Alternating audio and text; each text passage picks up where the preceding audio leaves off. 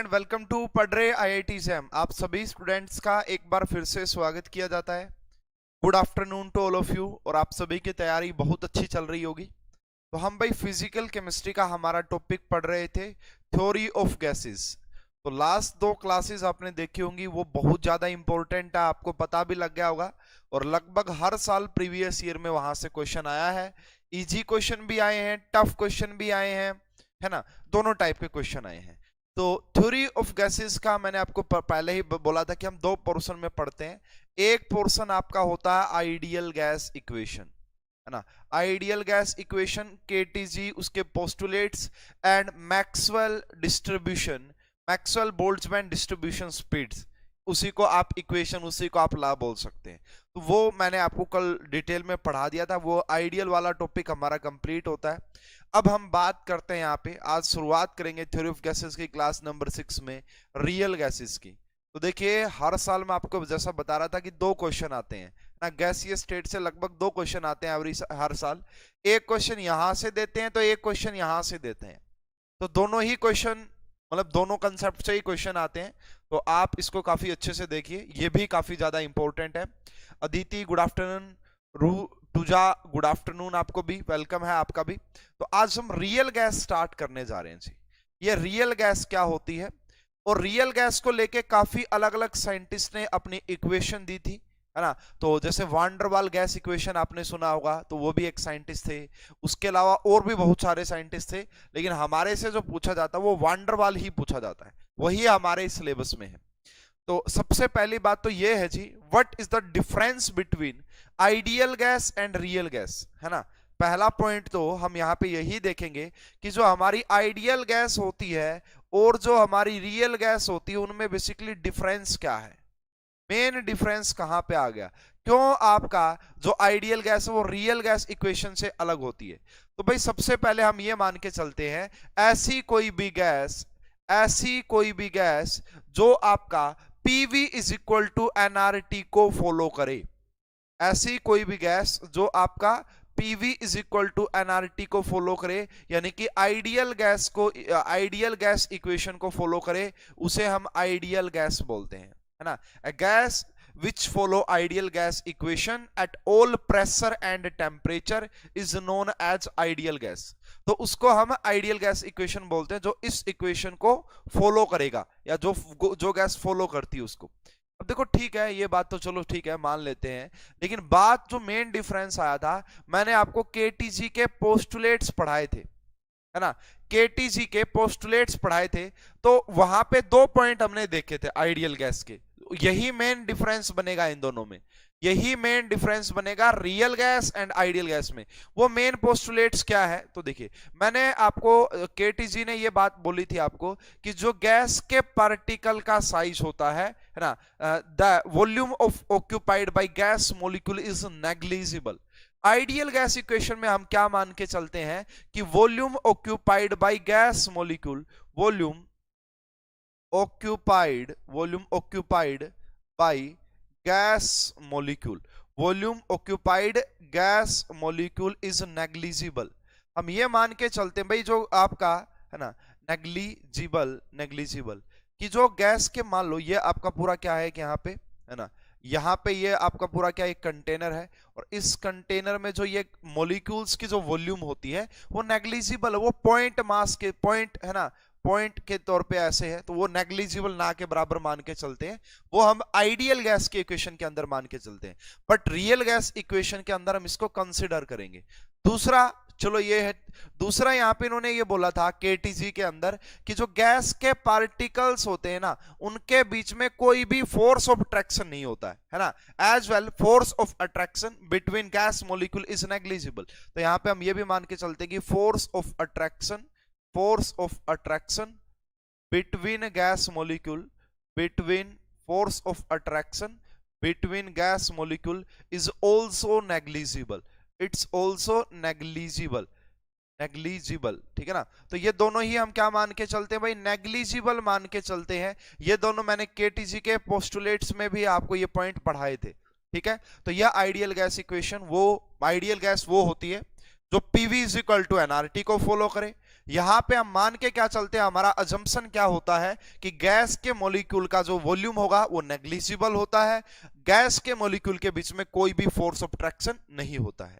ठीक है, अब रियल गैस में ऐसा क्या हो गया भाई, रियल गैस में हम बेसिकली क्या करते हैं, ऐसी गैस जो आइडियल गैस इक्वेशन को फॉलो ना करे। ठीक है, तो जो फॉलो ना करे, एक बात और स्टूडेंट देखिएगा यहाँ पे मेन, ये काफी अच्छा क्वेश्चन बन सकता है ना, अगर इजी क्वेश्चन पूछेगा तो यही पहला क्वेश्चन बनता है। देखिए, अगर मैं मान लो ये जो कंडीशन होती है ना, कोई भी गैस जो आइडियल होती है वो किन कंडीशन पे हो सकती है, वो एक तो हो सकती है आपका हाई, एक मिनट रुकिए, हाँ ठीक है, तो ये लो प्रेशर पे ऐसा होता है। देखिए, जब आप आइडियल गैस इक्वेशन की बात करोगे वो low pressure and high temperature की यहां पे बात होती है। देखो, जब भी हम बात करते हैं लो प्रेशर, जब आप करोगे, प्रेशर यहां पे नहीं, एक मिनट रुको, इस पॉइंट का एक बार रुको, पहले हम रियल को देखते हैं, रियल की डेफिनेशन लिखते हैं, दोनों का एक्सप्लेन करता हूं। पहली बात तो ये जो इक्वेशन, ये जो रियल गैस होती है, ये डू नॉट फॉलो या do not obey PV is equal to NRT. तो ये PV is equal to NRT को ओबे नहीं करती है। ऐसी गैसेस जो PV is equal to NRT को ओबे ना करे उन्हें हम रियल गैस इक्वेशन बोलेंगे।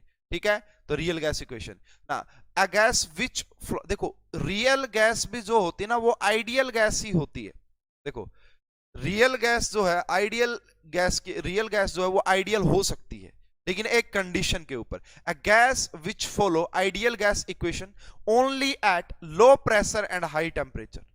भाई ऐसी गैस जो आइडियल गैस इक्वेशन को फॉलो करे, ओबे करे, लेकिन कब कब ओबे कर सकती है PV is equal to NRT, वो तब ओबे कर सकती है जब आप ओबे करेगी, कब, जब आप प्रेशर को लो रखते हैं एंड टेम्परेचर को हाई रखते हैं, तब रियल जो गैस होती है वो आइडियल गैस इक्वेशन को ओबे करती है। अगर ये दो कंडीशन फुलफिल हो रही है, प्रेशर बहुत लो हो एंड टेम्परेचर आपका हाई हो, तो इसी को हम रियल गैस इक्वेशन बोलते हैं। तो रियल गैस मॉलिक्यूल है सफिशिएंट वॉल्यूम। तो यहां पे जो हमने नेग्लिजिबल माना था वो हम यहां पे क्या मान के चलते हैं। देखिए, अगर आपको प्रेशर आप लो करेंगे, देखो प्रेशर लो करने का मीनिंग होता है कि वॉल्यूम को इंक्रीज कर रहे हो। प्रेशर लो होने का मीनिंग है कि वॉल्यूम को आप इंक्रीज कर रहे हो। ठीक है, अगर volume, good afternoon Ayushi Singh, good afternoon, welcome, आपका भी स्वागत है। तो देखिए भाई, काफी इंपॉर्टेंट टॉपिक हम डिस्कस कर रहे हैं, अगर कोई इश्यू आए तो आप पूछ सकते हैं मुझसे डाउट। तो काफी अच्छा टॉपिक है, देखो यहां से क्वेश्चन आए ऑलरेडी। तो अगर आपकी प्रेस ये जो है, अगर प्रेशर लो है तो यहाँ पे वॉल्यूम ज्यादा है। तो यहाँ पे रियल गैस के अंदर हम क्या करके चलते हैं, रियल गैस मॉलिक्यूल है वह सफिशिएंट अमाउंट ऑफ वॉल्यूम, है ना, रियल गैस मॉलिक्यूल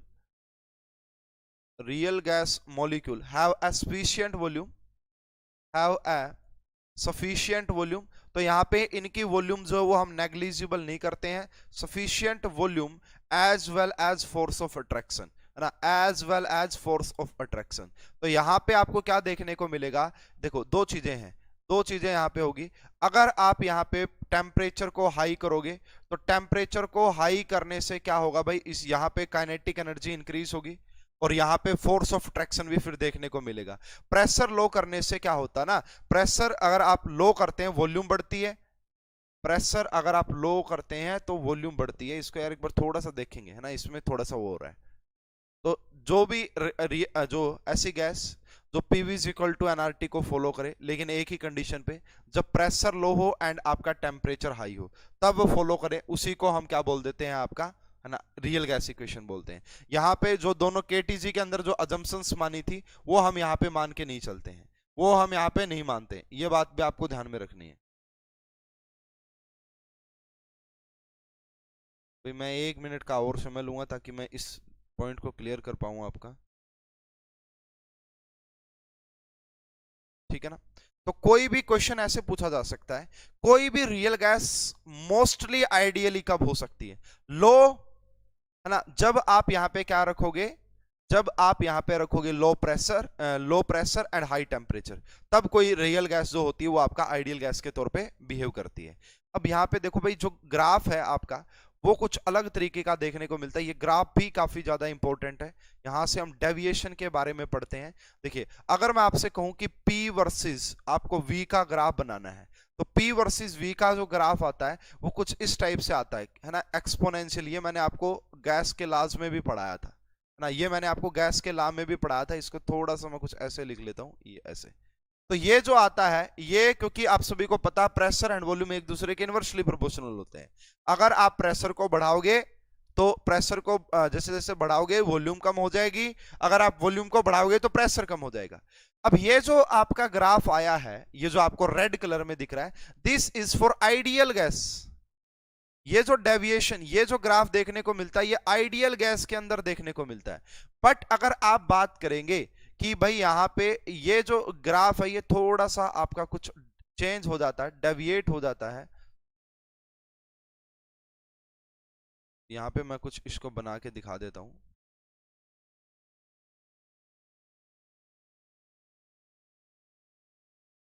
थोड़ा सा ठीक नहीं बन पा रहा भाई, आप समझ जाना मेरी बात को। तो ये जो ग्राफ होता है ना आपका, ये जो ग्राफ होता है, ये जो डॉटेड ग्राफ जो नजर आ रहा है, this is for real gas. ये आपका रियल गैस के लिए होता है, डॉटेड रियल गैस के लिए होता है। एंड जो रेड कलर में आपको नजर आ रहा है वो आपका आइडियल गैस के लिए होता है। देखिए अगर मैं बात करूं एक पर्टिकुलर यहां पे, अगर आपका प्रेशर यहां पे ये फिक्स है और आपने वॉल्यूम को इंक्रीज कर दिया, देखो वॉल्यूम को इंक्रीज किया, यहां पे वॉल्यूम इंक्रीज होगी, प्रेशर कम किया होगा, तो ये जो आपका जो गैस आपका आइडियल थी वो रियल गैस के तौर पे बिहेव करने लग गई, ठीक है ना। उसके बाद अगर मैं बात करूं यहां पे आप क्या देख पा रहे हैं, इसको हम पॉजिटिव डेविएशन बोलते हैं। इसको हम क्या बोलते हैं भाई, देखो इतना होना था उससे ज्यादा हो रहा है, यहाँ पे जितना होना था उससे ज्यादा, तो यहाँ पे ऊपर ये जो नजर आ रहा है आपको, इसको हम बोलते हैं पॉजिटिव डेविएशन। क्या बोलते हैं इसे, इसे हम पॉजिटिव डेविएशन बोलते हैं। नीचे अगर आप देखोगे यहाँ पे आपने क्या किया होगा भाई, आपका अगर एक पर्टिकुलर यहाँ पे वॉल्यूम कम है, यहाँ पे आपका ये, तो इसको जो बेसिकली बोला जाता है इसे हम नेगेटिव डेविएशन बोलते हैं। यहाँ पे जो वैल्यू आइडियल वाली से कम होती है तो इसको क्या बोला जाता है, आपका नेगेटिव डेविएशन नीचे की तरफ यहाँ पे हो जाएगा।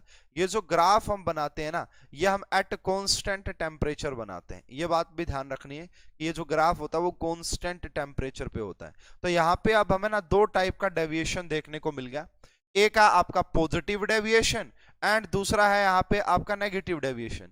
तो यहाँ पे ये जो डेविएशन आया है ये क्यों आया है ना, इसका कुछ न कुछ तो रीजन रहा होगा। तो रीजन वही है जी, सीधी सी बात है ना, यहाँ पे हमने वॉल्यूम को कंसीडर कर लिया। जो आपने गैस के पार्टिकल की वॉल्यूम को नहीं माना था, तो गैस की वॉल्यूम को आपने कंसीडर कर लिया होगा यहाँ पे। और यहाँ पे आपने नेगेटिव डेविएशन क्यों हुआ है, जो फोर्स ऑफ ट्रैक्शन था उनके बीच का, वो आपने यहाँ पे अज्यूम कर लिया होगा, है ना। तो यहाँ पे ये ग्राफ है, इसको समझिएगा, अभी मैं इसको और भी एक्सप्लेन करता हूँ। तो यहाँ पे हम बात करते हैं जी आपका कॉम्प्रेसिबिलिटी फैक्टर की, एक टर्म आती है यहाँ पे, है ना, उसको भी देखना है, इससे रिलेटेड भी चीजें पूछी जाती हैं। कॉम्प्रेसिबिलिटी फैक्टर, कंप्रेसिबिलिटी फैक्टर, जिसको कि हम जेड से रिप्रेजेंट करते हैं, जिसको कि हम जेड से रिप्रेजेंट करते हैं, कंप्रेसिबिलिटी फैक्टर इसको बोला जाता है। अब इसके क्या क्या पॉइंट्स हैं, क्या क्या चीजें, वो हम यहाँ पे देखनी है। यहाँ पे देखिए, it is denoted by Z, इसको जेड से डिनोट किया जाता है। It gives the idea about deviation of gas from ideal behaviour. Ideal behaviour से जो डेविएशन आ रहा है ना गैस के अंदर, उसको ये एक्सप्लेन करता है जेड कंप्रेसिबिलिटी फैक्टर। तो जेड के यहाँ पे आप दो फॉर्मूले यूज कर सकते हैं। एक तो यही होगा कि जेड होता आपका PV by N R T, PV by N R T. एक फार्मूला आप ये लगा सकते हैं कि जो कंप्रेसिबिलिटी फैक्टर होता है वो इक्वल होता है आपका PV by N R T. And दूसरा जो आप यहाँ पे लगा सकते हैं वो ये कि Z is equal to volume of real gas divide by volume of ideal gas. भाई रियल गैस की कितनी वॉल्यूम थी और आइडियल गैस की कितनी वॉल्यूम थी, उससे भी आप यहाँ पे बता सकते हैं। तो ये आपका बनेगी इक्वेशन नंबर 2, ये आपका क्या बनेगी, इक्वेशन नंबर 2। अब यहाँ पे ये देखना भाई, वी रियल है आपका volume of gas assuming it to be real and it will be given in the problem.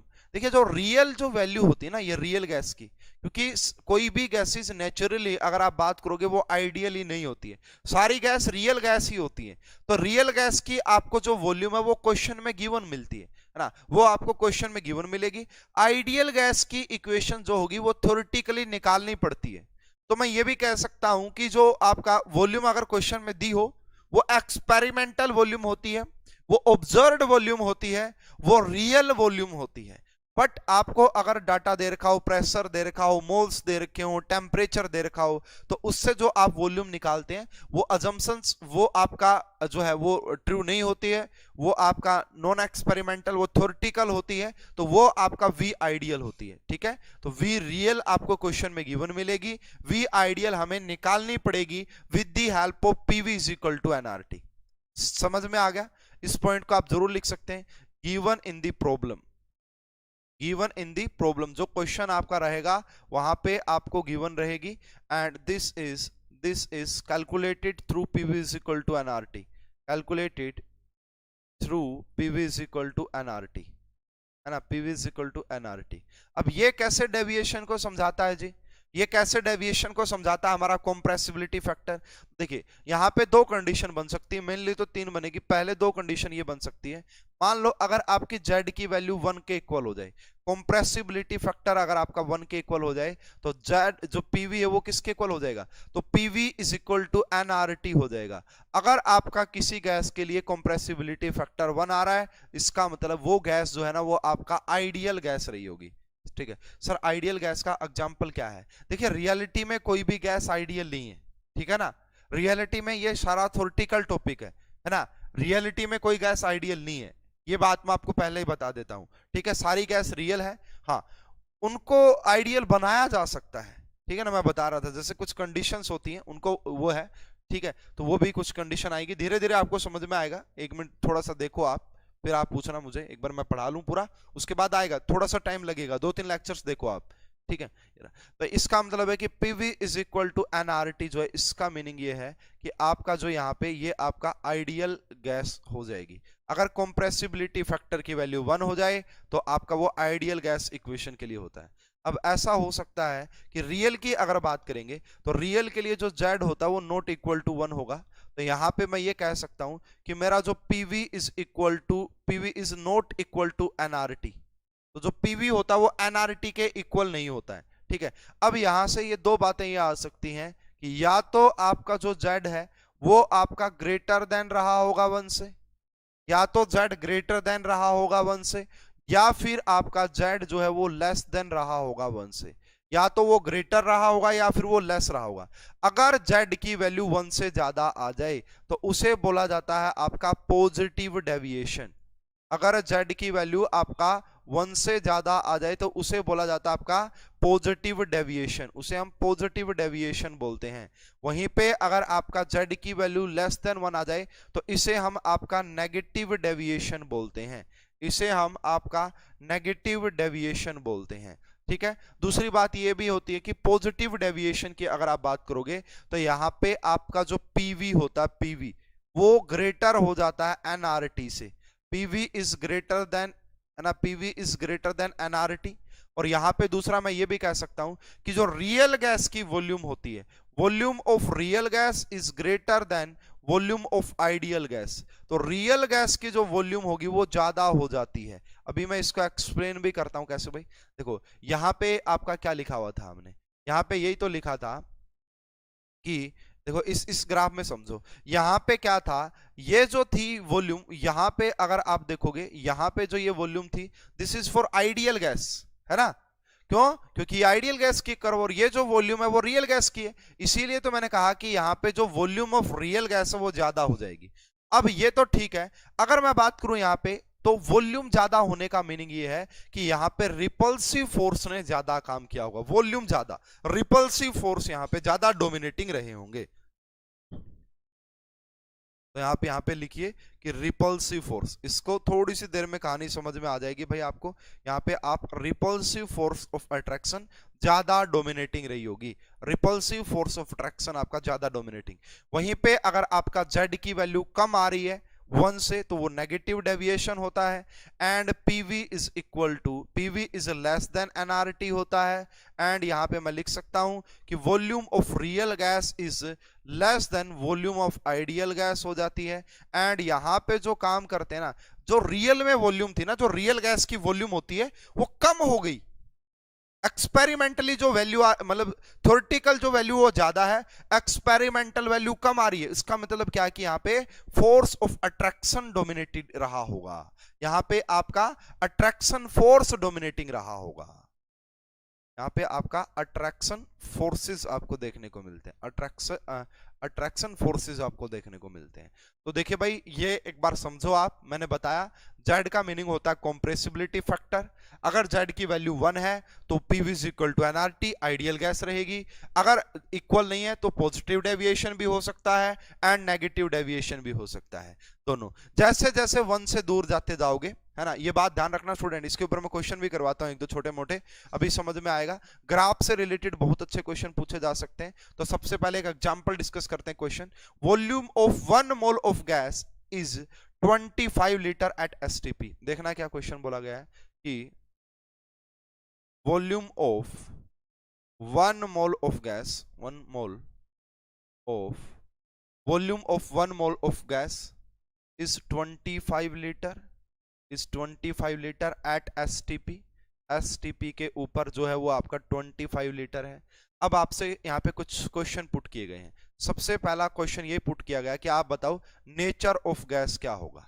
Nature of gas क्या होगा, मतलब नेचर ऑफ गैस का मीनिंग है ये आपको बताना है कि वो रियल गैस होगी या वो आइडियल गैस होगी। सेकंड क्वेश्चन आपसे ये पूछा है यहाँ पे कि जेड बताओ, जेड क्या होगा, कॉम्प्रेसिबिलिटी फैक्टर। एंड तीसरा क्वेश्चन आपसे यहाँ पे ये पूछा है कि विच, है ना, which factor dominating gas particles, मतलब रिपल्सिंग फोर्स डोमिनेट करेंगे या फिर अट्रैक्टिव फोर्स डोमिनेट करेंगे ना। तो which factor dominate, which factors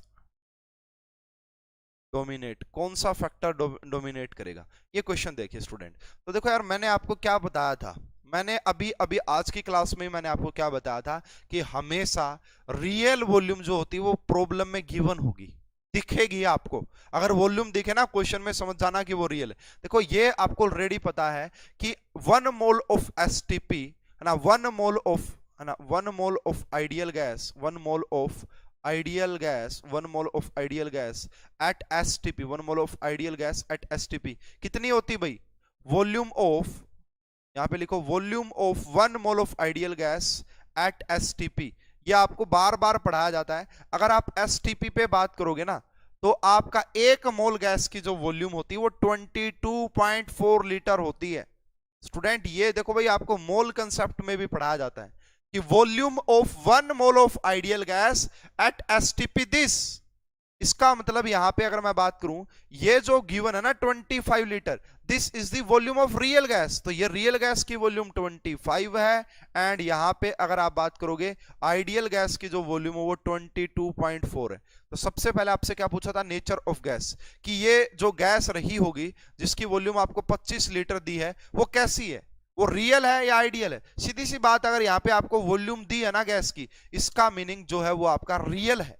तो सबसे पहला ये बनेगा यहाँ पे, फर्स्ट का आंसर ये होगा कि नेचर ऑफ गैस की अगर बात करेगा तो वो रियल गैस के इक्वल होगा, है ना। दूसरी बात आप यहाँ पे भी बोल सकते हैं, दूसरा देखो निकालने का तरीका ये भी है यहाँ पे कि यहाँ पे जो जेड है ना वो नॉट इक्वल टू 1 आएगा, 1 के इक्वल नहीं है।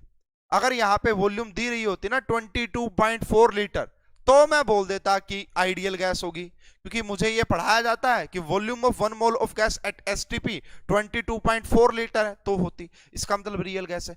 जेड की वैल्यू कैसे निकालते हैं, ऊपर रियल गैस की इक्वेशन एंड नीचे किस गैस की इक्वेशन, नीचे किसकी आ जाएगी 22.4 लीटर। ठीक है, जब सोल्व करोगे यहां से पता लग रहा है कि Z is greater then 1।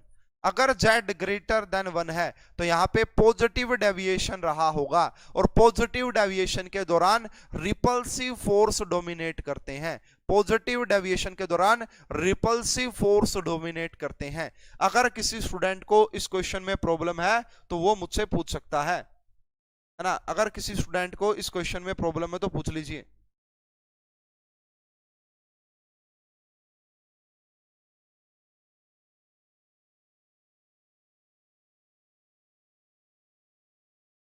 Student जल्दी से पूछिए।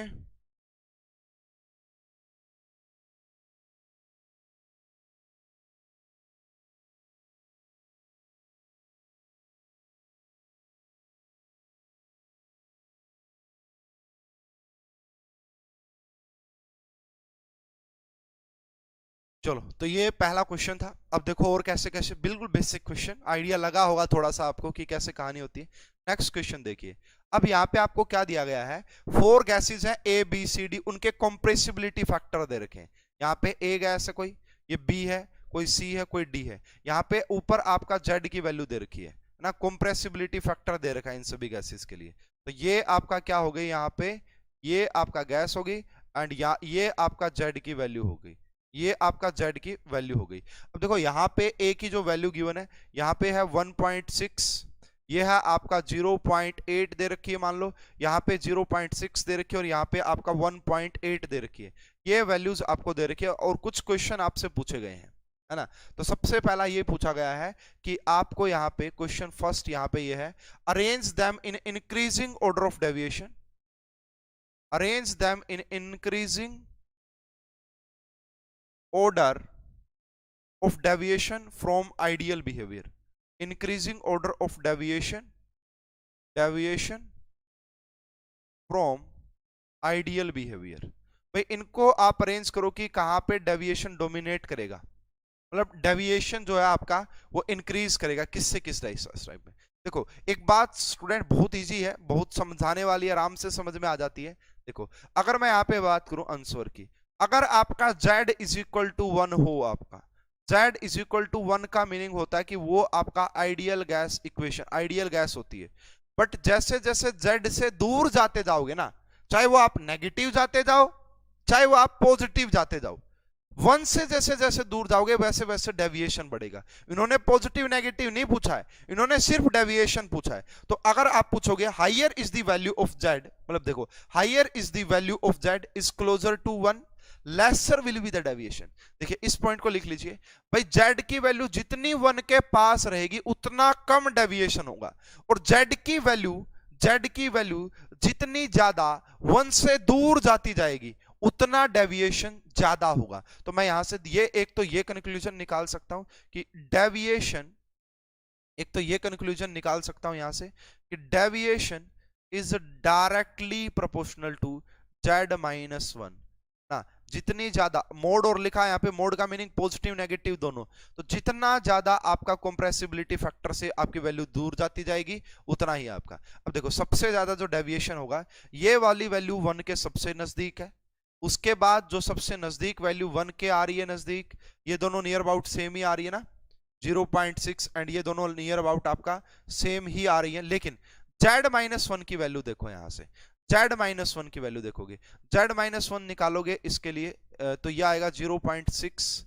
ये आएगा 0.2, और ये आएगा आपका 0.4, एंड ये आएगा आपका 0.8, है ना। z माइनस 1 निकालना है, तो z जो दिया इसमें से 1 को माइनस करोगे तो आपके पास ये टर्म्स आ जाएंगे, पॉजिटिव नेगेटिव नहीं देखना है।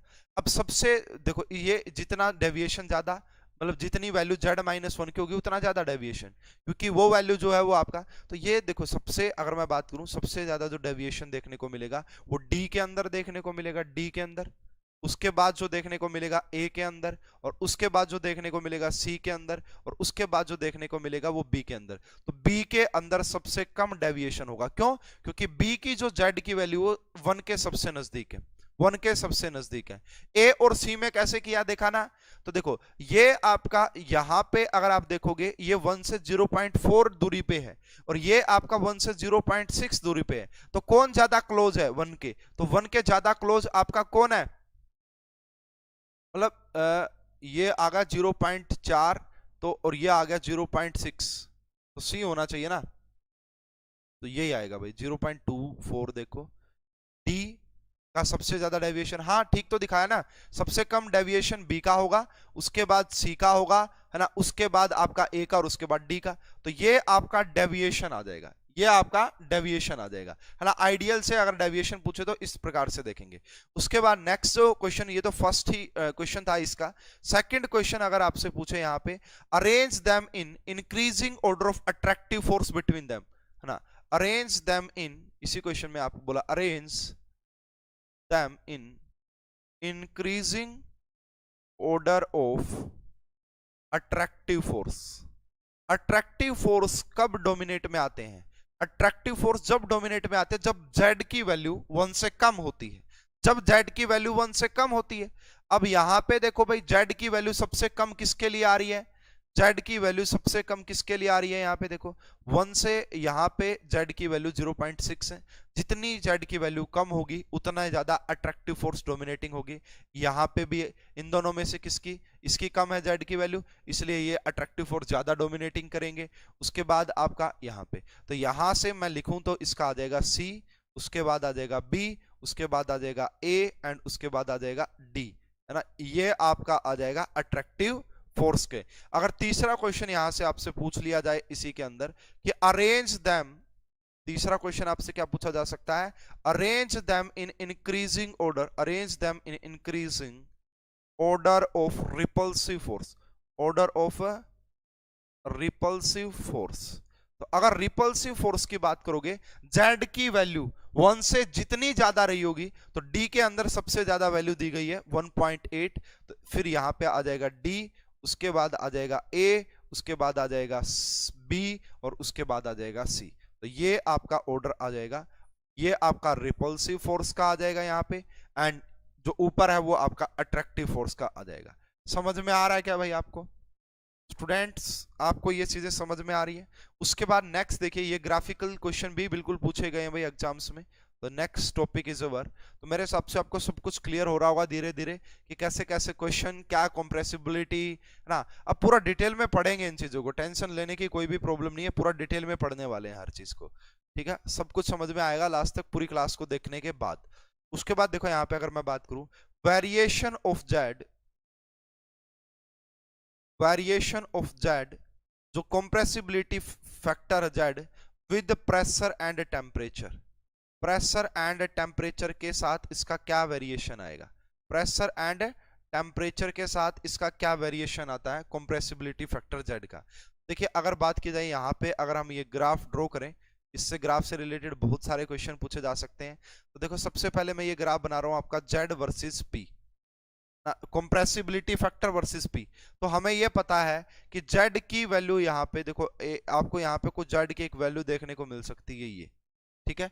तो जेड की वैल्यू अगर मान लेते हैं कि 1 हो, जेड की वैल्यू 1 होने का मीनिंग है कि this is an ideal gas equation, ideal gas के लिए ऐसा पॉसिबल होता है, आइडियल गैस के लिए Z 1 के इक्वल होता है। उसके बाद सिर्फ दो गैसेज ऐसी होती हैं जिनके लिए जो ग्राफ है वो डायरेक्टली प्रोपोर्शनल होता है, सिर्फ दो आपके ऐसे हैं। तो ये एक ग्राफ ऐसे आएगा डायरेक्टली प्रोपोर्शनल का, बाकी जो सारे ग्राफ यहाँ पे आएंगे, बाकी जो, अच्छा एक मिनट नहीं बनेगी बात, बाकी जो सारे ग्राफ आएंगे वो आपका कुछ डेविएशन शो करेंगे, वो आपका पॉजिटिव नेगेटिव, मैं एक्सप्लेन करता हूं उसको क्या है। देखिए सिर्फ दो ही गैसेस हमारे पास यहाँ पे ऐसी होती है जो डायरेक्टली प्रोपोर्शनल, जो आपका एक आपका होती है H2 एंड एक आपका होती है हीलियम। हाइड्रोजन और हीलियम ही ऐसी हैं जिनका जो है डायरेक्टली प्रोपोर्शनल ग्राफ आता है। बाकी सारे जो ग्राफ आएंगे यहाँ पे वो कुछ ऐसे ही डेविएशन शो कर रहे होंगे, बाकी जो सारे ग्राफ आएंगे सभी गैसेस के लिए वो कुछ इस प्रकार से डेविएशन शो करेंगे। जैसे अगर मैं फॉर एग्जांपल लिखूं यहाँ पे, ठीक है, तो जैसे ये आपका जो ग्राफ आ गया वो मान लो N2 के लिए आ गया, ये ग्राफ O2 के लिए आ गया, ये ग्राफ CO2 के लिए आ गया। तो यानी कि वो आपका दोनों टाइप का डेविएशन शो करते हैं। ग्राफ जो मैक्सिमम गैसेस हैं वो दोनों टाइप का डेविएशन शो करती है। देखो अगर 1 से ऊपर की बात करोगे, 1 से ऊपर यानी कि यहाँ पे आप देख पा रहे हैं कि Z इज ग्रेटर देन 1, और Z अगर ग्रेटर देन 1 है तो ये आपका पॉजिटिव डेविएशन PD होता है। नीचे अगर यहाँ पे देखोगे तो यहाँ पे Z हो जाएगा आपका लेस देन 1, एंड यहाँ पे आपको क्या देखने को मिलता है, नेगेटिव डेविएशन देखने को मिलता है। क्या देखने को मिलता है, नेगेटिव डेविएशन, ठीक है। तो अलग अलग गैसेस जो है ना, मान लो अब जैसे आपने प्रेशर को लो रखा होगा, मैंने आपको बताया भी था, प्रेशर को लो रखा है आपने, ठीक है। उसके बाद एक ऐसा भी प्रेशर होता है यहाँ पे जब वो आइडियल होते हैं, तो लो प्रेशर पे वो कैसा, वो शो क्या कर रहे हैं, वो आपका जो है नेगेटिव डेविएशन, प्रेशर जैसे जैसे बढ़ रहा है वो पॉजिटिव डेविएशन शो कर रहे हैं।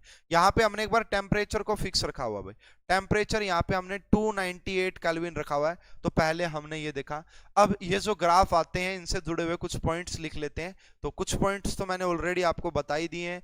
पहला पॉइंट तो H2 and helium show positive deviation at all pressure and their graph is straight line. तो पहला पॉइंट ये कहता है कि यहाँ पे जो आपका H2 एंड हीलियम जो होती है, H2 and helium shows positive deviation, shows positive deviation at all temperature. ये इंपॉर्टेंट है कि positive deviation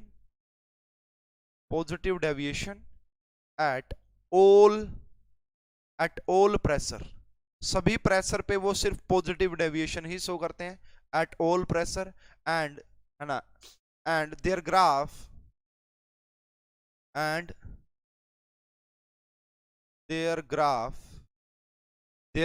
is straight line, और इनका जो ग्राफ है वो स्ट्रेट लाइन आता है। बाकी किसी भी गैस का जो ग्राफ वो स्ट्रेट लाइन नहीं आएगा, वो डेविएटेड ही फॉर्म में इस तरीके से आता है। उसके बाद सेकंड पॉइंट की अगर बात की जाए यहाँ पे, remaining all gases show positive as well as negative, remaining all gases shows positive as well as negative deviation, positive as well as negative deviation, है ना, negative deviation, and their graph is curvatic nature, and their graph क्रोवेटिक nature का आता है, curve type का आता है, ये जैसे मैंने आपको दिखाया है। ठीक है, तीसरा जो आप यहाँ पे पॉइंट लिख सकते हैं, at low pressure all gases show negative deviation, है ना। देखो जब आपका प्रेशर कम है ना, या देखो यहाँ पे प्रेशर यहाँ पे लेफ्ट टू राइट जाने में इंक्रीज कर रहा है, प्रेशर आपका लेफ्ट टू राइट जाने में इंक्रीज कर रहा है, तो जब आपका प्रेशर कम है तो सारी गैस नेगेटिव डेविएशन शो कर रही है ना। इस पॉइंट को भी बिल्कुल लिखना है, at low pressure gases shows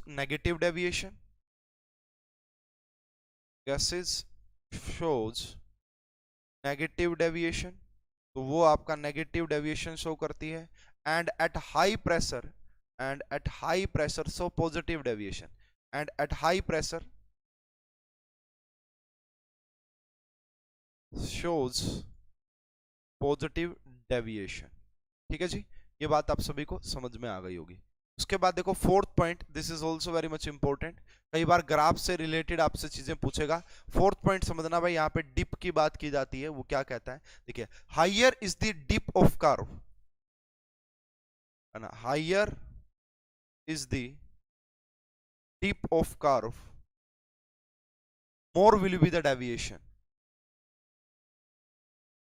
more will be the deviation. ऐसा क्यों कहा, मैं अभी एक्सप्लेन करता हूं, ऐसा क्यों कहा मैं अभी आपको एक्सप्लेन करता हूं।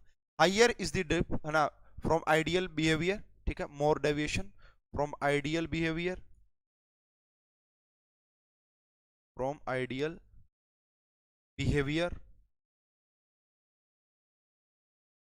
and more will be the attractive force between the gases, and more will be the attractive force between the gases, more will be the attractive force between the gases।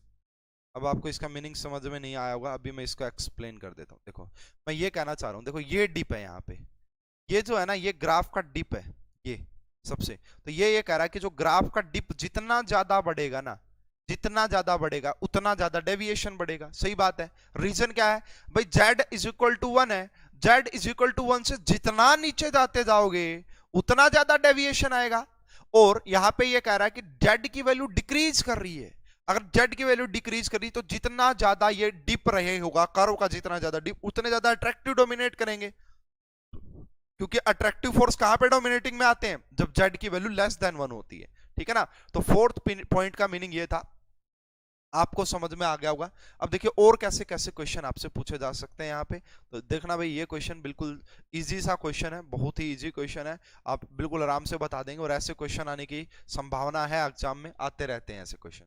तो यहाँ पे आपका z दिया हुआ है, and यहाँ पे p, यहाँ पे अगर आप देखेंगे एक इन्होंने ये बना के दे दिया कुछ इस प्रकार से, और यहाँ पे लिख के देगा कि वो z इज इक्वल टू 1, ना भी लिख के दे तो समझ जाना। उसके बाद आपको यहाँ पे देगा कुछ इस टाइप से, ठीक है। तो कुछ इस टाइप से आपको बहुत सारी कर्व दे दी जाएंगी बहुत सारी गैस के लिए। मान लो ये ए गैस है, ये बी गैस है और ये सी गैस है ना। आपको यहाँ पे 3 गैस दे दी, A gas, B gas, C gas. Arrange them in attractive force. आपसे क्वेश्चन में पूछा है arrange them in attractive force. इनको आप अट्रैक्टिव फोर्स के रिस्पेक्ट में अरेंज कीजिए। तो यार सीधी सी बात है, मैं डायरेक्ट आंसर ये लिखूंगा कि जितना ज्यादा ये आपका ये कर्व का डिप रहा होगा उतना ज्यादा डेविएशन। कैसा डेविएशन? Negative deviation. और जब नेगेटिव डेविएशन होता है वहां पे आपका अट्रैक्टिव फोर्स डोमिनेटिंग होते हैं। तो आंसर आएगा C is greater than B is greater than A. C is greater than B and B is greater than A. किसी को कोई डाउट है तो पूछ सकता है भाई, किसी को कोई डाउट है तो पूछ सकता है। नेक्स्ट अब हम बात करते हैं यहाँ पे आपका केस नंबर 2। पहला जो केस हमने पढ़ा था, पहला केस का मीनिंग क्या था? हमने यहाँ पे ये देखा था आपका variation of pressure and temperature. तो पहला जो वेरिएशन हमने केस 1 जो हमने यहाँ पे देखा था, लिख सकते हो आप इसको, वो था आपका जेड वर्सेस पी। वो था आपका जेड वर्सेस पी, वो था आपका जेड वर्सेस पी। केस 2 क्या कहता है हमारा? केस 2 यही कहता है कि यहाँ पे हम बात करते हैं जेड वर्सेस टी की। यहाँ पे हम किसकी बात करते हैं? जेड वर्सेस टी, टेम्परेचर की। अब टेम्परेचर की बात करोगे, देखो रिप्रेजेंट तो इसको ऐसे ही किया जाता है प्रेशर की फॉर्म में ही, लेकिन यहाँ पे समझना आप ग्राफ को, ये भी इंपॉर्टेंट है आपके लिए समझना, ठीक है।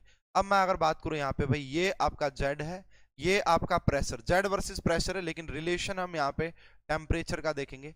ये मान लो जेड इज इक्वल टू 1 हो गया। अब यहाँ पे अलग अलग कर्व बना के दे रखी होगी आपको, ठीक है ना, अलग अलग कर्व बना के दे रखी है। मान लो एक कर्व ऐसे दे दिए, उसके बाद एक कर्व कुछ ऐसे दे दिए, उसके बाद एक कर्व कुछ ऐसे दे दिए, मतलब कहीं पे भी कैसे भी दे सकता है। अब इन्होंने बोला कि इसका जो टेम्परेचर है वो T1 है, इसका जो टेम्परेचर है आपका फर्स्ट वाले का जो है कुछ भी लगा लो, ये आपका एक मिनट रुको, पहली जो कर्व खींची थी ये वाली, इसका टेम्परेचर आपको गिवन है T1, इसका टेम्परेचर आपको गिवन है T2 और इसका टेम्परेचर आपको गिवन है T3। तो what is the relation between T1, T2 and T3? अब यहाँ पे टेम्परेचर चेंज हो रहा है भाई, पीछे जब मैंने लिखा था वहां पे टेम्परेचर कांस्टेंट था, अब यहाँ पे टेम्परेचर चेंज हो सकता है। तो जितना देखो, जितना ज्यादा टेम्परेचर होगा गैस उतना ज्यादा आपका आइडियल गैस बिहेवियर के पास जाती है, आइडियल गैस बिहेवियर के पास जाती है। मैंने क्या लिखा था कि कोई भी real gas equation, ideal gas equation कब होती है? वो तब होती है जब प्रेशर बहुत लो होता है एंड टेम्परेचर बहुत हाई होता है, टेम्परेचर बहुत हाई होता है, बस यही है। तो यहां पे भी आपको कुछ ऐसा ही देखना पड़ेगा।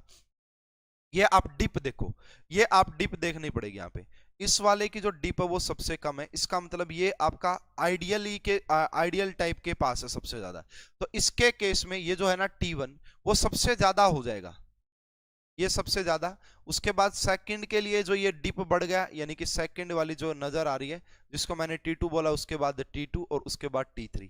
देखो हो क्या रहा है बेसिकली, आप ये समझो, हो ये रहा है यहाँ पे कि जेड की वैल्यू जितना 1 से दूर दूर जाएगी उतना ज्यादा डेविएशन होगा, है ना, आइडियल बिहेवियर रहेगा नहीं। और आइडियल बिहेवियर जो होता है वो आपका मैक्सिमम टेम्परेचर पे देखने को मिलता है ना, टेम्परेचर जितना ज्यादा होता है उतना ज्यादा आइडियल बिहेवियर होता है, ठीक है। तो इस कर्व में जो जेड है वो जो डेविएशन वो सबसे कम है, इसका मतलब ये वाली कर्व जो है ना वो सबसे अच्छी आइडियल है, सबसे बढ़िया आइडियल है, और सबसे बढ़िया आइडियल है तो इसका टेम्परेचर सबसे ज्यादा होना चाहिए। इसीलिए मैंने यहां पे लिखा आपका कि T1 is greater then T2 and greater than T3। अगर आपको ये समझ में आया तो आप बता सकते हैं, तो यहां पे आप लिख सकते हैं, है ना, more will be temperature, more will be temperature, जितना ज्यादा टेम्परेचर रहेगा, ठीक है, तो gas behave as gas behaves more ideally, gas behaves more ideal, वो आपका ज्यादा आइडियल बिहेव करती है। यहां से मैंने आपको ये पॉइंट भी बता दिया है। अब देखो बहुत सारी बातें हमने पढ़ ली, डेविएशन पॉजिटिव पढ़ लिया, नेगेटिव पढ़ लिया। अब रीजन ये आता है कि व्हाई डेविएशन अकर। अब ये डेविएशन होता क्या है? Reason of deviation from ideal behaviour, ठीक है ना। अब हम रीजन की बात करेंगे यहां पे, तो ये है जी आपका reason of deviation from ideal, कि क्यों कोई भी गैस आइडियल से रियल गैस की तरफ डेविएट कर जाती है। रीजन ऑफ डेविएशन ना from ideal behaviour, from ideal behaviour, ऐसा क्यों होने वाला है वही अब हम यहाँ पे डिस्कस करने जा रहे हैं। तो मैंने वही बताया भाई, रियल गैस में और आइडियल गैस में दो पोस्टुलेट्स हैं जो आपको बड़ा क्या करते हैं, जो आपको बड़ा क्या करते हैं भाई, मतलब यहाँ पे मेन डिफरेंस वही है। सबसे पहला पॉइंट तो वही है कि आपका वॉल्यूम वाला, जो मैं आपको बार बार बता चुका हूं। देखिए ideal gas molecule are point masses but real gas molecules are rigid spherical particle which have a significant volume. Ideal gas जो होती है ना हमारी, ये मान लो ये हमारे आइडियल गैस है, इसके पार्टिकल को हम एक पॉइंट मास मान के चलते हैं। लेकिन जो आपके रियल गैस इक्वेशन होती है, इसके पार्टिकल को हम एक स्फेरिकल है ना स्फीयर मान के चलते हैं, एक रिजिड स्फेरिकल पार्टिकल मान के चलते हैं। और इसकी क्या रहा होगा ना कुछ आपका सिग्निफिकेंट वॉल्यूम होती है, इसकी कुछ न कुछ आपका सिग्निफिकेंट वॉल्यूम आपको देखने को मिलेगी, है ना। लेकिन आइडियल वालों की वॉल्यूम हम मानते तो वही है। मान लो अगर आपने यहाँ पे लिया भाई, मान लो ये आपका कोई कंटेनर है और यहाँ पे आप जो प्रेशर है, यहाँ पे आपने ऊपर पिस्टन लगा रखा है, ये पिस्टन ठीक है, और यहाँ पे V वॉल्यूम है। अब आप देखो आइडियल गैस के इक्वेशन में क्या होता है, जैसे जैसे आप प्रेशर को बढ़ाएंगे, अगर आप पिस्टन को यहाँ पे लगा रहे हैं तो क्या हो जाएगा आपका, यहाँ पे जो वॉल्यूम है वो क्या होती है, प्रेशर बढ़ेगा तो वॉल्यूम कम होगी, प्रेशर बढ़ेगा तो वॉल्यूम कम होगी। लेकिन रियल गैस के इक्वेशन में आपको क्या देखने को मिलेगा ना, यहाँ पे आप चाहे कितना भी फोर्स क्यों ना लगा लो, आप कितना भी फोर्स क्यों ना लगा लीजिए, पिस्टन एक ऊपर थोड़ा सा ऊपर रहेगा। ये जो आई है ये जो वॉल्यूम होती है ना, ये आपका वॉल्यूम ऑफ गैस मॉलिक्यूल है।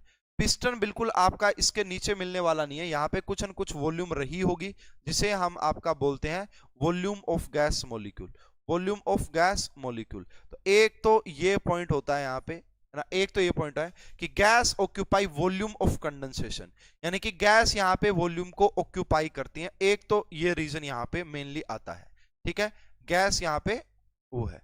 सेकंड अगर आप बात करोगे, सेकंड अगर आप बात करोगे पॉइंट, तो वो आता है आपका there is no force of attraction between ideal gas molecule. Ideal gas के जो मॉलिक्यूल है, मान लो एक हमारा ये आइडियल गैस है, यहाँ के जो मॉलिक्यूल है इनके बीच में कोई भी अट्रैक्शन नहीं है, कोई भी लेना देना नहीं है। बट वहीं पे अगर आप रियल गैस की इक्वेशन की बात करोगे तो यहाँ पे आपका क्या होता है, इनके बीच में आपको फोर्स ऑफ अट्रैक्शन देखने को मिलती है। तो यहाँ पे आपका कुछ न कुछ फोर्स ऑफ अट्रैक्शन देखने को मिलेगी।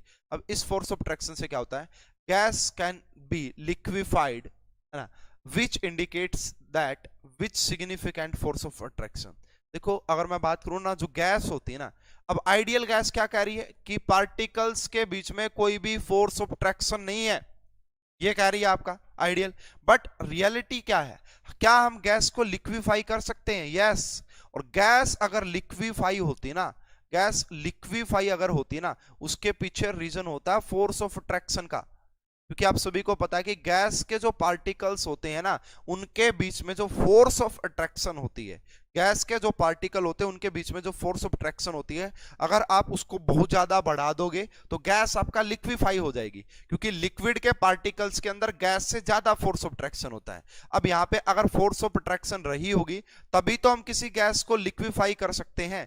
तो यहां से भी ये भी एक रीजन होता है कि आइडियल गैस से हम डेविएट करते हैं। एक ये रीजन होता है और एक ये रीजन की वॉल्यूम, जो यहाँ पे ये कह रहे थे ना कि वॉल्यूम नेग्लिजिबल होती है, रियलिटी में वॉल्यूम नेग्लिजिबल नहीं होती है भाई, रियलिटी में वॉल्यूम नेग्लिजिबल नहीं होती है, ये बात भी आपको ध्यान देना है, ठीक है। तो यहीं से हम शुरुआत करते हैं हमारा रियल गैस इक्वेशन की,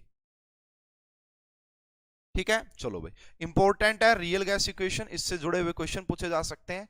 तो ये मैंने पूरा पहले डेविएशन समझाया कि क्यों आइडियल से आपका रियल की तरफ डेविएशन होता है, उसके पीछे रीजन, कंप्रेसिबिलिटी फैक्टर, ग्राफ, सब कुछ इनके ऊपर क्वेश्चन आए हुए हैं, मैं पढ़ाऊंगा।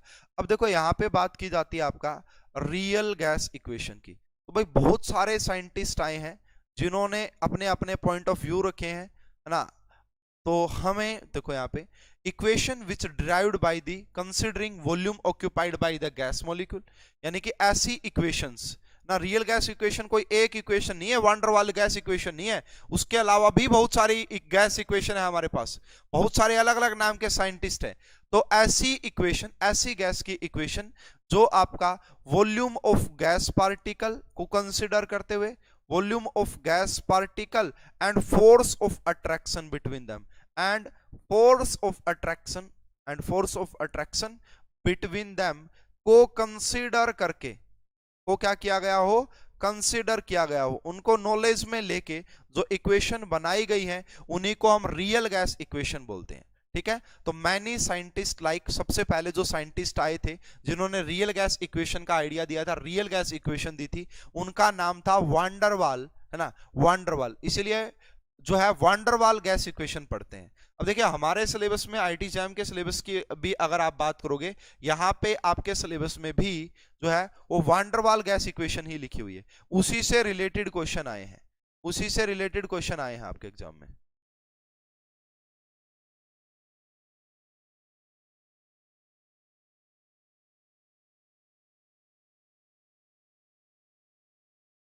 ठीक है ना।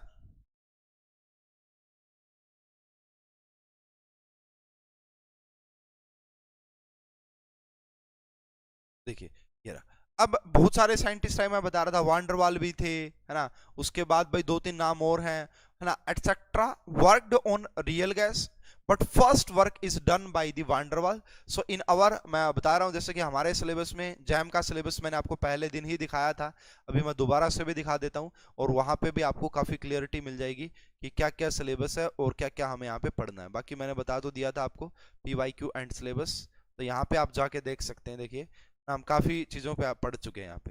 तो यहाँ पे लिखा हुआ non ideal gas, non ideal gas को ही हम रियल गैस इक्वेशन भी बोलते हैं भाई। नॉन आइडियल का मीनिंग ये है रियल गैस, और स्पेशली ब्रैकेट में डाला हुआ कि सिर्फ आपको वांडरवाल पढ़नी है, सिर्फ आपको वांडरवाल पढ़नी है, ठीक है ना। नॉन आइडियल में सिर्फ वांडरवाल पढ़नी है, बाकी नहीं पढ़नी है, बाकी से रिलेटेड क्वेश्चन नहीं आएगा, ठीक है। तो हम वांडरवाल ही पढ़ेंगे। तो चलो जी स्टार्ट करते हैं अपना वांडरवाल गैस इक्वेशन। तो साइंटिस्ट थे जी हमारे वांडरवाल, जिन्होंने सबसे पहले नॉन आइडियल गैस के बारे में या रियल गैस के बारे में इक्वेशन दी थी। तो van der Waal gas equation, van der Waal gas equation easy है बहुत ज्यादा, एंड इसके जो पॉइंट्स है वो बड़े काम आते हैं हर जगह ही। वांडरवाल गैस इक्वेशन, तो शॉर्ट फॉर्म में इसे हम लिख सकते हैं वांडरवाल गैस इक्वेशन, VGA से।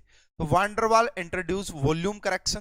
देखो real gas and sorry ideal gas and non ideal gas में क्या डिफरेंस है, उन दो पोस्टुलेट्स का डिफरेंस है जो मैं बतानी कितनी बार बता चुका हूं।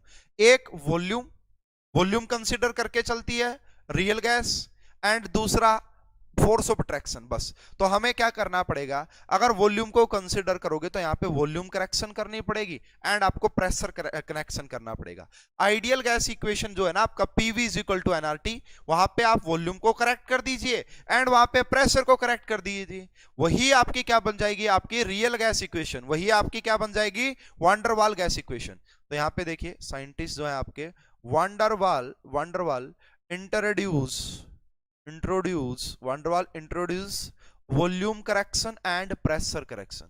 वॉल्यूम करेक्शन, एक तो उन्होंने वॉल्यूम को करेक्ट किया, वॉल्यूम करेक्शन है ना, as well as pressure correction, pressure correction in ideal gas. Ideal gas के अंदर ही बस इसको आपका आइडियल गैस इक्वेशन के अंदर ही इन दोनों को हमने क्या कर दिया, जो है वो इनको करेक्ट किया, करेक्शन किया इनका। तो सबसे पहला जो करेक्शन हमें यहाँ पे पढ़ना है जी, वो है आपका वॉल्यूम करेक्शन। वो आपको क्या पढ़ना है, वॉल्यूम करेक्शन पढ़ना है। कैसे पढ़ेंगे जी, देखते हैं, इसको समझते हैं। अगर मैं वॉल्यूम करेक्शन की बात करूं, देखिए अगर मैं यहाँ पे एक आइडियल गैस इक्वेशन लेता हूं, ये हमारी क्या है जी, आपका आइडियल गैस इक्वेशन। अब आइडियल गैस इक्वेशन में हमने इनको पॉइंट मास माना हुआ है, तो आइडियल गैस के अंदर जो गैस के मॉलिक्यूल्स है इनको हमने पॉइंट मास माना हुआ है कि भाई ये तो बिल्कुल एक पॉइंट के जैसे हैं, इनकी कोई वॉल्यूम हम कंसिडर करते नहीं है। तो अगर मैं इसको देखूं यहाँ पे पूरे कंटेनर के रिस्पेक्ट में, तो यहाँ से अगर देखा जाए अगर हम इन सभी को एक जगह इकट्ठा कर भी दें, एक पर्टिकुलर स्पेस की बात कर लें, तो एक पर्टिकुलर स्पेस की अगर मैं यहाँ पे बात कर लेता हूँ, तो इसके कंपैरिजन में, इस पूरे कंटेनर के कंपैरिजन में इन गैस का जो वॉल्यूम होगा वो नेग्लिजिबल ही होगा। मान लो भाई आपके पास एक है ना 1000 लीटर की कोई टंकी रखी हुई है, या 100 लीटर की कोई टंकी रखी हुई है, या आपके पास अगर ये बोतल भी रखी हुई है ना, इसके अंदर, इस बोतल के अंदर मैं अगर एक पानी की ड्रॉप डाल दूं, क्या वो मायने रखती है क्या?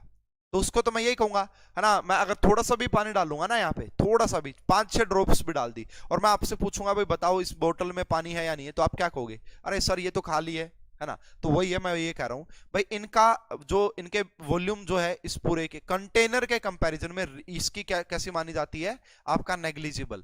ऐसा हम कब मान के चलते हैं? ऐसा हम आइडियल गैस के इक्वेशन, आइडियल गैस में ऐसा मान के चलते हैं, ठीक है। द वॉल्यूम इज नेग्लिजिबल, है ना, the volume is negligible with respect to volume of container. तो यहां पे क्या माना जाता है आपका? तो यहां पे यही माना जाता है कि volume of gas molecule is negligible as compare to ईरा। बट रियल गैस इक्वेशन में ऐसा नहीं होता है, और इसी वॉल्यूम को तो करेक्ट करना है। अब रियल गैस इक्वेशन की अगर बात करोगे, तो ये जो कंटेनर है, अब यहां पे हमारे पास क्या होते हैं ना, रिजिड स्फेरिकल स्फीयर्स होते हैं। अब आप इनकी वॉल्यूम को जो है नेग्लिजिबल कर नहीं सकते हो, आपको यहां पे नेग्लिजिबल कर नहीं सकते हो। अगर मैं इसी की बात करूं, इसको मैं कंटेनर में दिखाऊं, मान लो यहाँ पे, तो जब मान लो आपने एक थोड़ा सा स्पेस लिया होगा, तो यहाँ पे आपको जो वॉल्यूम दिखेगी इनकी, ऐसे आपको यहाँ पे इन गैस के पार्टिकल की वॉल्यूम अब नजर आएगी। तो this volume is not negligible with respect to volume of the container. ये है आपका this volume is not negligible. इसको हम नेग्लिजिबल नहीं कर सकते हैं, negligible as with respect to volume of container, with respect to volume of container. Container की वॉल्यूम के रिस्पेक्ट में इसको नेग्लिजिबल किया नहीं जा सकता है। तो इसका मीनिंग देखो, यहां पे मैं आपसे एक बात ये कह सकता था कि जो आपका वॉल्यूम ऑफ गैस होती है वही आपका वॉल्यूम ऑफ कंटेनर होती थी, है ना। यहां पे हम पहले क्या लिखते थे आइडियल गैस के इक्वेशन में कि आपकी जो कंटेनर की वॉल्यूम होती है वही गैस की मॉलिक्यूल होती है, गैस की वॉल्यूम होती है, सॉरी। लेकिन यहां पे हम ये नहीं बोल सकते कि volume of gas is not equal to volume of container. क्यों? क्योंकि अब वॉल्यूम ऑफ कंटेनर है ना, आइडियल गैस के अंदर जितना स्पेस अवेलेबल रहता अब उतना नहीं है, क्योंकि इतना स्पेस इन गैस के मॉलिक्यूल ने घेरा हुआ है। अब अगर आप कंटेनर, अगर आप एक्चुअल वॉल्यूम की बात करोगे, तो एक्चुअल वॉल्यूम अब आपका कम होगी ओरिजिनल वाली से, ठीक है। तो अगर मैं यहीं पे बात करूं कि V एक्चुअल क्या होगी, एक्चुअल वॉल्यूम क्या है यहाँ पे, पहले तो उसी को देख लेते हैं। देखिए एक्चुअल वॉल्यूम, अगर मैं यहां पे बात करता हूं आपका किसकी, एक्चुअल वॉल्यूम की, तो यहां पे देखिए actual volume of the gas is the volume available for free momentum. भाई इतना स्पेस तो, इतनी वॉल्यूम तो इन गैस के पार्टिकल ने घेर रखी है, तो एक्चुअल वॉल्यूम जो होती है वो यही होती है जो फ्री स्पेस के लिए अवेलेबल हो, फ्री मोमेंटम के लिए अवेलेबल हो, ठीक है। तो इसको आप लिख सकते हैं यहां से कि एक्चुअल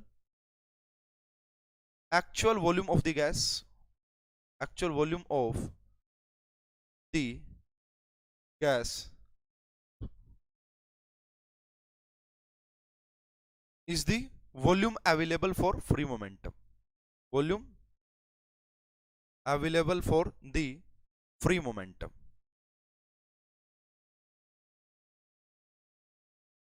है ना। तो इसका मीनिंग ये है भाई, अब वॉल्यूम रियल गैस के केस में कुछ कम हो गई होगी, है ना, कम होगी, क्योंकि कुछ गैस के पार्टिकल ने घेर ली अगर हमने उनकी वॉल्यूम को कंसीडर किया। तो जो V एक्चुअल यहां पे आपका आएगी वो आएगी जो V वॉल्यूम पूरी पहले थी, एंड माइनस में यहां पे लिखेंगे V, तो ये लिखेंगे V मॉलिक्यूलर, यानी कि वॉल्यूम मॉलिक्यूलर, ठीक है, volume occupied by the gas molecule. यहां पे इसको मैं V मॉलिक्यूलर लिख देता हूं, और इसका मीनिंग ये है कि volume occupied by gas molecule, volume occupied by gas molecule. क्योंकि अब इतनी वॉल्यूम आपको कम करनी पड़ेगी क्योंकि इन्होंने घेरी हुई है इस चीज को, ठीक है। अगर मैं इसी को फिर क्या बोल देते हैं भाई, देखो V एक्चुअल की अगर आप बात करोगे यहीं पे, तो V एक्चुअल जो होगा ना, एक्चुअल वॉल्यूम जो होगी, उसको हम लिख देते हैं V is equal V minus में B लिख देते हैं, V माइनस में B लिख देते हैं। अगर 1 मोल की बात करोगे तो यहाँ पे लिख देते हैं V माइनस B। ये मैंने लिखा फॉर 1 मोल, फॉर 1 मोल, ये मैंने 1 मोल के लिए लिखा है। अगर यहीं पे आप n मोल के लिए लिखोगे तो V एक्चुअल जो है आपका, V एक्चुअल वो बनेगी आपका V minus N B, V minus N B बनेगी अगर आप बात करोगे n मोल की। इसको समझना स्टूडेंट, ये इंपॉर्टेंट है फॉर n मोल। ये किसके लिए आ गया आपका, n मोल के लिए। अब कहोगे सर ये B कहां से आ गया, भाई हमें क्या पता कितनी वॉल्यूम, हमने तो B एक कांस्टेंट मान लिया है ना, हमें क्या पता ये कितनी वॉल्यूम रही होगी, हमने तो कांस्टेंट मान लिया बस ना, हमने तो इसको कांस्टेंट मान लिया है। तो B जो होता है यहाँ पे, नेक्स्ट स्लाइड में मैं लिख देता हूं यहाँ पे कि where B is van der Waal gas constant, ठीक है। तो यहाँ पे आप ये भी बोल सकते हो where B is the volume occupied by 1 mole gas molecule, where B is the volume occupied by 1 mole of gas, by 1 mole of gas। भाई गैस के 1 मोल के पार्टिकल, भाई जो यहाँ पे ये गैस है, ये जो गैस है, इसके 1 मोल पार्टिकल ने जो वॉल्यूम घेरी हुई होगी ना, उसी को मैंने एक कांस्टेंट नाम दे दिया जिसे मैं B बोल रहा हूं। तो इसकी जगह मैंने 1 मोल यहाँ पे लिखा था, इसकी जगह मैंने B लिख दिया 1 मोल। अगर n मोल होगी तो NB लिख दिया, ठीक है। And it is also known as van der Waal constant for volume, इसी को क्या बोलते हैं, एंड इट इज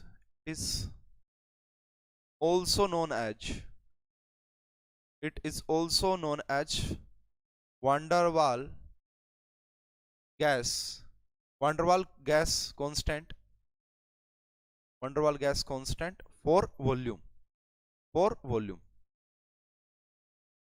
इसी को हम क्या भी नाम दे देते हैं, इसी को हम एक्सक्लूडेड वॉल्यूम भी बोल देते हैं।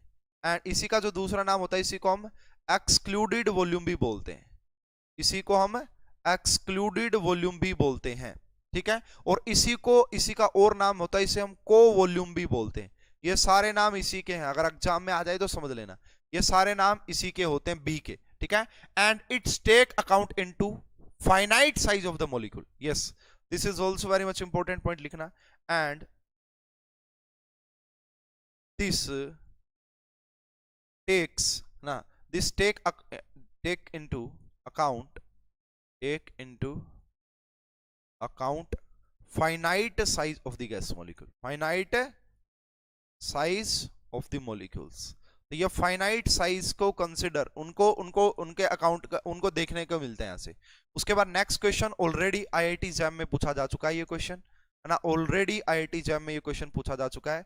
Unit of B, unit of B, जो ये बी आया आपका, इसकी यूनिट क्या होगी। ऑलरेडी आईआईटी जैम के अंदर ये क्वेश्चन पूछा जा चुका है कि what is the unit of B, B की यूनिट क्या होगी। तो देखो हमें ये पता है हमारा जो फॉर्मूला वो किसके इक्वल आया, V is equal to V minus N B के इक्वल आया है, V इज इक्वल टू इसके इक्वल आया। अब देखो आप सभी को पता, कोई भी जो दो टर्म वो ऐड होती हैं सब्सट्रैक्ट होती हैं, वो आपका सेम यूनिट से होती हैं। जैसे मैं अगर कहूं भाई 5 आदमी थे और 3 आदमी चले गए, तो मैं कहूंगा 2 बचे, तभी तो बचे होंगे ना वो, तो आदमी आदमी। अगर मैं कहूं 2 आदमी थे और 3 हाथी चले गए, तो कोई मीनिंग बनेगा क्या, क्या कोई मीनिंग बनेगा क्या, यस कोई मीनिंग नहीं बनता उसका, कोई मीनिंग नहीं बनता। तो यूनिट सेम रहती, कोई भी दो चीजें ऐड या सब्सट्रैक्ट जब भी होती है जब उनकी यूनिट सेम होती है। तो कहने का मीनिंग यहाँ पे ये है कि ये दोनों, जो ये वाली भी, इसकी यूनिट क्या होती है वॉल्यूम, तो इसकी यूनिट तो सब कोई जानता कि लीटर होती है, लीटर, इसकी यूनिट भी क्या होती है लीटर। अब इस B की यूनिट क्या होगी, तो B की यूनिट हो जाएगी आपका, देखो B की यूनिट हो जाएगी यहाँ पे, अब यहाँ पे ये मोल है और B की यूनिट भी लीटर होगी, B की यूनिट होगी मोल, एक मिनट, ऊपर मोल है तो हाँ, तो B की जो यूनिट होगी, हमें क्या चाहिए, ये जो NB है ना, NB, इसकी जो यूनिट हो वो लीटर आ जाए, बस इसकी जो यूनिट हो वो लीटर आ जाए। तो लीटर कैसे आएगी, अब मुझे पता है कि N की जो होती है ना, ये मोल, मोल की तो मोल ही होती है, तो इस B की जो यूनिट होती है ना स्टूडेंट, B की जो यूनिट होती है वो होती है लीटर पर मोल, नोट कर लेना इसको, लीटर पर mole is the unit of B। या और भी अगर आपको इसमें समझने में प्रॉब्लम हो रही है ना, बहुत आसान कर देता हूं आपके लिए, देखो अब ये भी वॉल्यूम ये भी वॉल्यूम, तो यूनिट तो लीटर ही रहेगी यहाँ पे भी आओगे तो, एंड यहाँ पे मोल, तो बी की यूनिट क्या आ गई? तो अगर मैं लिखूं इसको वॉल्यूम बाई एन ही तो लिखूंगा ना, वॉल्यूम बाई एन, यानी कि बेसिकली आप ये कहो इसकी यूनिट भी लीटर है, इसकी यूनिट भी लीटर है, इसकी यूनिट क्या? मोल, एंड बी की यूनिट निकालनी है तो ये लीटर लीटर लीटर ही रहेगी यूनिट, एंड इसको डिवाइड कर देंगे मोल से, तो क्या यूनिट होती है? तो बी की जो यूनिट होती है भाई वो होती है लीटर पर मोल।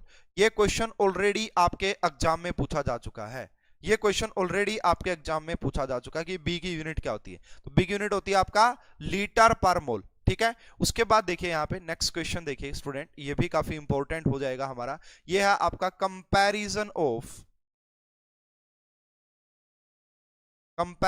Of B for different gases, comparison of B for different gases, इसके ऊपर भी ऑलरेडी क्वेश्चन आ चुका है आपके एग्जाम में, different gases.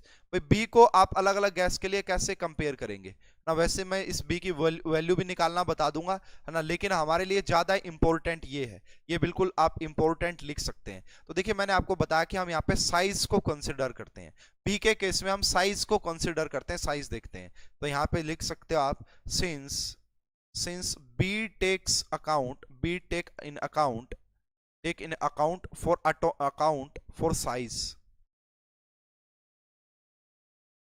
size of the molecule, size of molecule, hence larger is the value है ना, larger is the size of molecule, higher will be the value of b है ना, hence larger the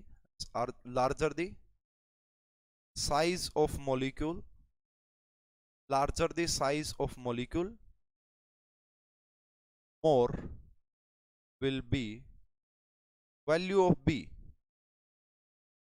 तो B की value भी ज्यादा रहेगी, B की वैल्यू भी ज्यादा रहेगी।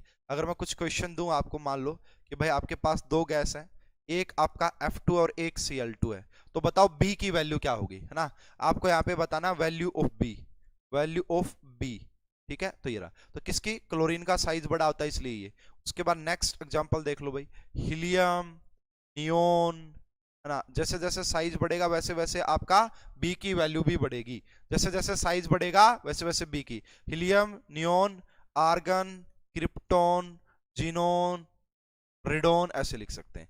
थर्ड और देख सकते हैं, ये भी इंपॉर्टेंट है, मान लो अब कभी ऐसा क्वेश्चन आ जाए यहाँ पे कि CH3, CH2, CH2 and CH3, इसे हम एन अल्केन बोलते हैं, और दूसरा आ जाए अगर आपका कुछ ऐसा, इसे हम इसे एन ब्यूटेन बोला जाता है, एन ब्यूटेन, और इसे हम क्या बोल देते हैं? आइसोब्यूटेन। अब आपसे बोला गया भाई इनमें से बताओ कि किसकी बी की वैल्यू ज्यादा होगी, तो भाई ब्रांचिंग अगर बढ़ती है तो साइज कम होता है, ब्रांचिंग बढ़ने से साइज कम होता है, इसका मतलब आइसोब्यूटेन का साइज कम होगा, इसलिए उसकी बी की वैल्यू भी कम होगी, इसलिए उसकी बी की वैल्यू भी कम हो जाएगी, इसलिए उसकी बी की वैल्यू भी कम हो जाएगी।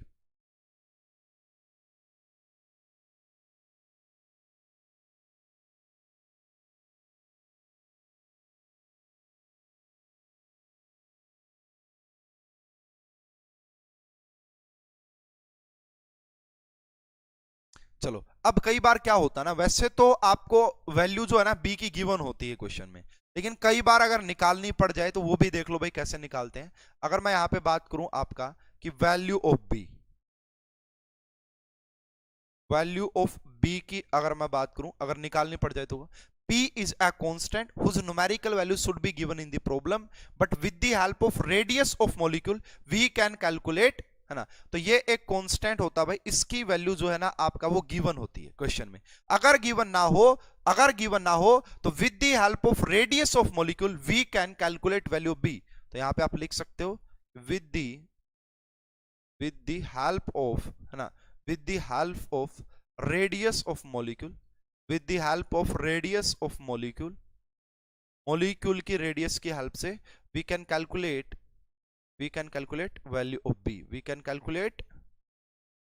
ऑफ बी, तो हम बी की वैल्यू को कैलकुलेट कर सकते हैं, है ना। तो कैसे करते हैं जी, आ जाओ, छोटा सा फॉर्मूला है, वो फॉर्मूला भी लिखवा देता हूं, समझा देता हूं, पूरी कहानी आपको एकदम से समझ में आ जाएगी।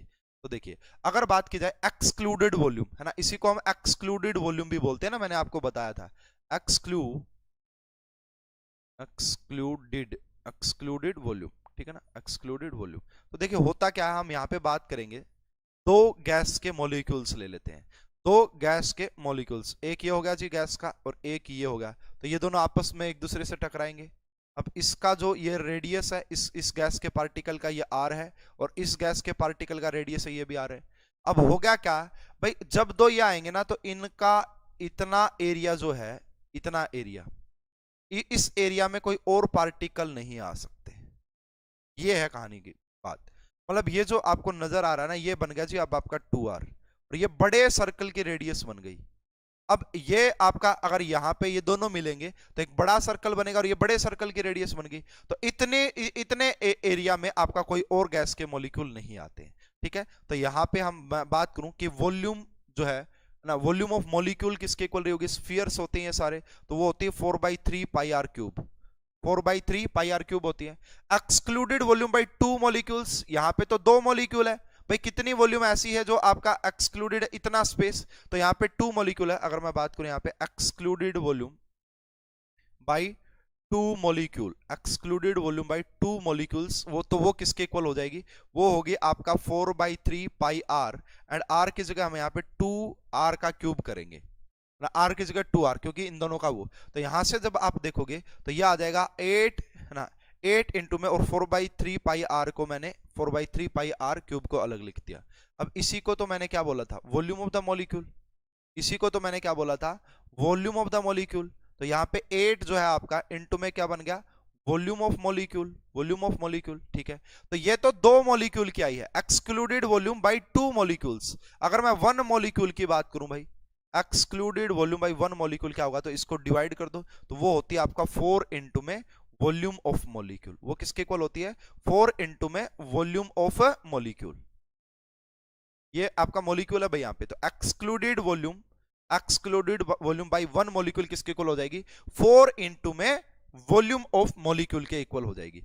तो एक्सक्लूडेड वॉल्यूम, अगर मैं आपसे पूछूं excluded volume by 1 mole of gas, excluded volume by 1 mole of gas, क्यों, क्योंकि 1 जो एक्सक्लूडेड, 1 मोल वॉल्यूम की जो 1 मोल गैस की जो एक्सक्लूडेड वॉल्यूम होती है वही तो बी होती है ना, अरे वही तो बी होती है। तो 1 मोल ऑफ गैस वो किसके इक्वल हो जाएगी, एवोगैड्रो नंबर से मल्टीप्लाई कर देंगे, 4 इंटू में वॉल्यूम ऑफ मॉलिक्यूल, 4 इंटू में वॉल्यूम ऑफ मॉलिक्यूल इंटू में मल्टीप्लाई कर देंगे एवोगैड्रो से, और जब आप इसको यहाँ पे वैल्यू भी पुट कर दोगे तो ये किसके इक्वल, यही तो होता है आपका बी, तो बी किसके इक्वल होता है, 4 इंटू में 4/3 पाई आर क्यूब, आर क्या हो जाएगी, radius of sphere, radius of molecule into में Na, इंटू में Na। तो इस प्रकार से आप b की वैल्यू को निकाल भी सकते हैं। अगर आपको रेडियस दी रही हो तो आप b की वैल्यू को निकाल भी सकते हैं।